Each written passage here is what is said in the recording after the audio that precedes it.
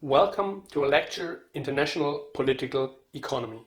The unofficial subtitle of this year's edition is What Will Be Left of the International Political Economy After the COVID-19 Pandemic? Because right now the international political economy is in disarray and no one really knows where it's going to go.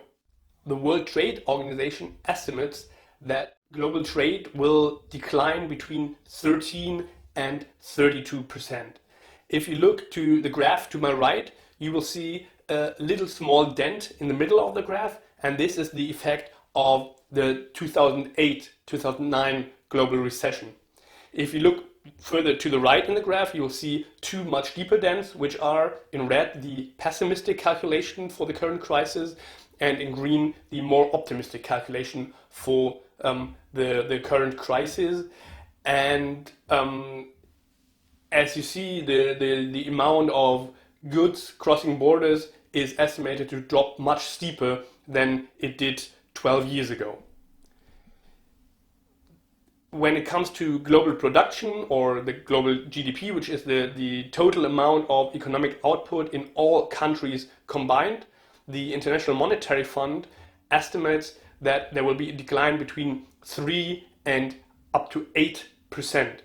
Which is once again much more than we witnessed in 2009. The International Monetary Fund also calculates the drop in commodity prices, and this is not an estimation for the future, but this is the current situation or very recent situation. And here you see that almost all prices for almost all commodities dropped sharply, most strongly for oil by almost 60% at the time, but also for all other resources that are used in industrial processes, the prices dropped significantly. It's only for certain medical supplies, which are not on the graph, and certain essential food commodities that the prices rise. Unfortunately, here it's true for coffee, which is bearable for most people, but much worse, it's also true for rice, which is much more dangerous because many people need rice to live. And it's very likely that the advanced economies of Northern America and Europe are going to get through this crisis much better than many other countries in the world, because what you here see is the withdrawal of capital from what is called emerging markets. And emerging markets is basically nice investors talk for not so rich countries. So these are investment opportunities in their line of thinking. And there was quite a big amount of money invested in these emerging markets over the last couple of years. And right now investors are uncertain what will happen in these countries in the coming years or the coming months. And so they are withdrawing the capital. And this also happened before, but as you see in the graph, it's happening much more rapidly and much more radically this time than ever before. If you look at the dark line in the middle, that's again the global financial crisis of 2008, 2009, and there you see withdrawal of capital around $25 billion. And now already we see a withdrawal of capital from emerging markets up to $80 billion. And of course, the graph is still falling, and this is a developing situation. So money is withdrawn from these countries, and this comes with a lot of consequences. This also means that the currencies of these countries will devaluate. It means that states as well as businesses in these countries will have problems repaying their international debt, and so on and so on. So this is going to be a big problem for these countries. Another big problem that we face in this pandemic is unemployment. The initial estimates of the International Labour Organizations from 1 month ago were that up to 25 million of jobs will be lost worldwide, which already sounds like a lot. But right now it seems that this estimate might have been much too low. If we look at the situation in the United States alone, we had about 20 million jobs lost in the last couple of weeks. This is the number of new registrations for unemployment each week. And as you see, the number is typically somewhere around 100,000, maybe 200,000 per week over the last entire year. And now for the last 4 weeks, it has been in the millions. And the sum of those four columns there are around 20 millions in the United States alone. Of course, this is not necessarily permanent job loss. In the United States, it's quite easy to fire your employees. And then as soon as the businesses might reopen in a couple of months, they will probably rehire many of them.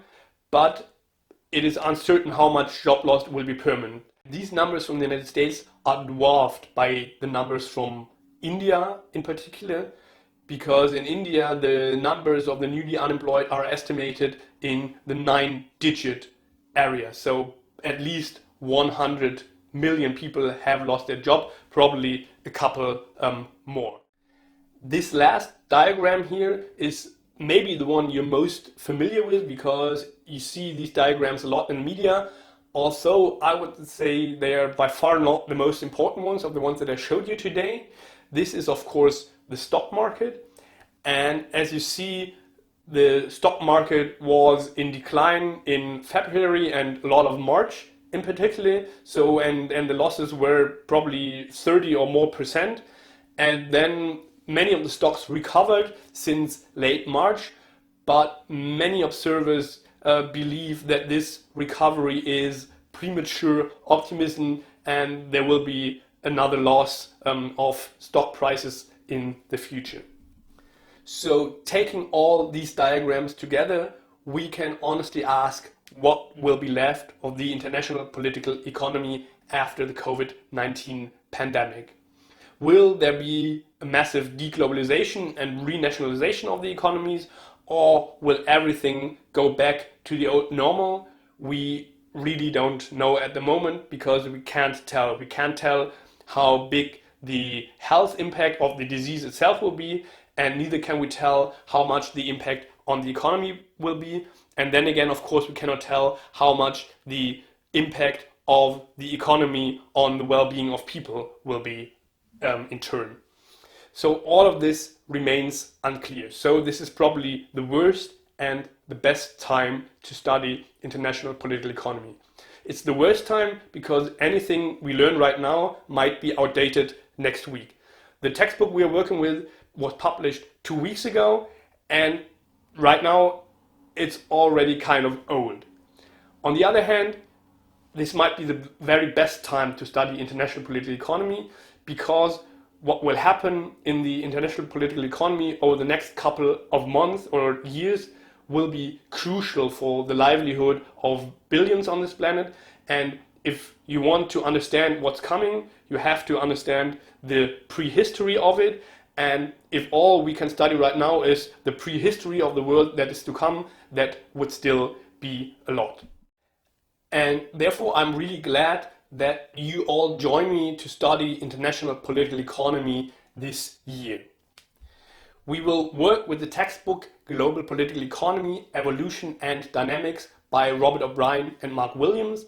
And on the PowerPoint slide, you will also find a number of other books that I would recommend you to read if you want to read beyond our textbook. The lecture will be structured as the textbook is structured, and this means that the first part, which is today's session, will focus on theories and methods in international political economy. Then the next section of the lecture, which are the next 3 weeks, will focus on the evolution of the international political economy, which means the historical emergence of the global order that we live in today.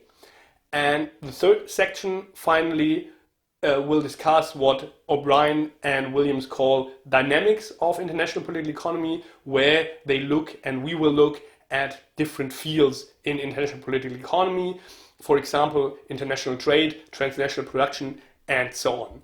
And as you see, for today's session, we look at 2 chapters from the book which is the reason why this session is a little bit longer than the coming session, but I promise to you that in the next weeks the lecture will be shorter than today.